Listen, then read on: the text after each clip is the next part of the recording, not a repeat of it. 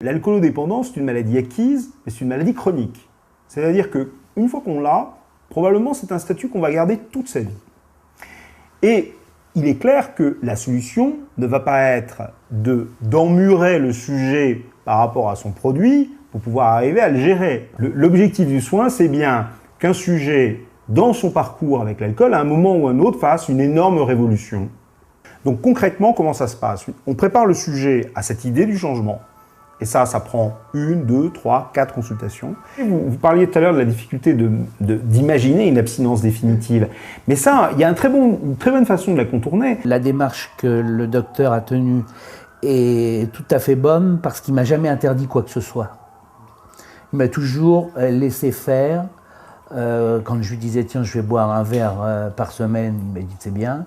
Quand je lui ai dit, je vais boire une bouteille par semaine, il m'a dit, pourquoi pas essayer? Et je me suis aperçu tout seul qu'il ne fallait plus rien boire. On est bien dans un objectif d'abstinence et pas un objectif de réduction. Et puis une fois qu'il est prêt, on lui demande de choisir une date butoir, au-delà de laquelle il va rentrer avec nous dans un pari à court terme d'abstinence. 10 jours sans boire un verre. Et pour ça, qu'est-ce qu'on va faire? On va lui donner un traitement médicamenteux qui serait le même qu'on lui donnerait à l'hôpital. Mais ce traitement, il va le prendre chez lui, avec une coordination médicale, où on va l'appeler au téléphone tous les 2 jours pour voir comment les choses se passent. On va rigoureusement écrire tout ça sur une ordonnance et il va faire son sevrage à la maison, entouré des siens. Physiologiquement, les jours les plus difficiles, ce sont les 3 premiers, parce qu'il faut un temps de réadaptation cérébrale. Et ça, c'est la raison pour laquelle on donne un traitement qui est des benzodiazépines et des vitamines pendant ces quelques jours. Mais au bout du 3e, 4e jour, on diminue et on arrête le traitement au 5e. C'est le contrat renouvelable à court terme. C'est-à-dire, bon, on fait un sevrage ambulatoire. L'idée, c'est 10 jours sans boire. Bien, on est à 10 jours. Le 11e, on voit le patient. On lui dit, bon, bah, écoutez, voilà, maintenant, combien de temps vous vous sentiriez capable de rester sans boire? Oh, ben là, 1 mois. Ouais, très bien. Tac, on se voit dans 1 mois. Et dans 1 mois, on fait le point.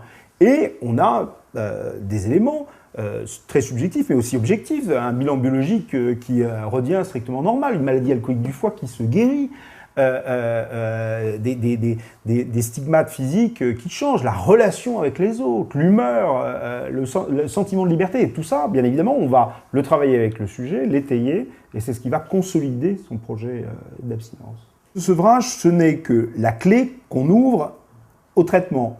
C'est-à-dire que le traitement, il commence au 10e jour. On accumule les 10 jours d'abstinence, la belle affaire. Et là, on commence la phase de maintien. Et en gros, qu'est-ce qu'on va faire? On va avoir un suivi très régulier du patient dans lequel on va mesurer les avantages, les bénéfices à cette abstinence, mais aussi les inconvénients, les difficultés.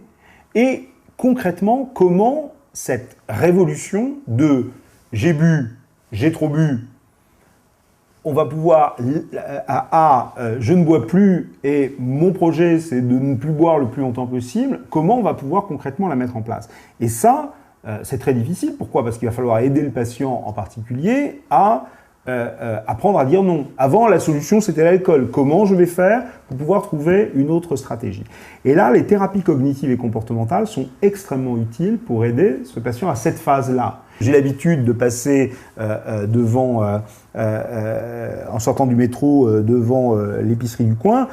Du coup, je me rappelle du schéma, du parcours que je faisais. Et il va bien falloir que je rentre pour m'acheter à manger. Il va bien falloir que je chante le petit détour que je faisais par le rayon alcool.